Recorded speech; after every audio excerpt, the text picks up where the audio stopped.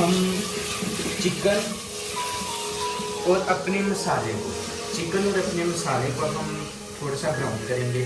और पंजाबी में इसको हम कहते हैं चिकन को भुनना, यानी कि मुर्गी में गोश्त में भुनना।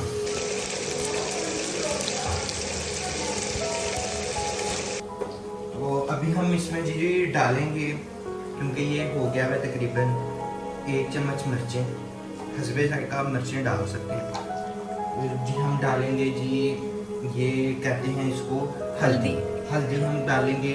और 1 चम्मच तकरीबन, थोड़ा ही डालेंगे हम, 1 पूरा चम्मच नहीं डालेंगे, ये छोटा चम्मच है। और आप हस्बे ज़रूरत, हस्बे जायका आप डाल सकते हैं। और ये जी 1.5 चम्मच चला गया जी इसमें नमक। अब हम इसको हिलाएंगे। हमारा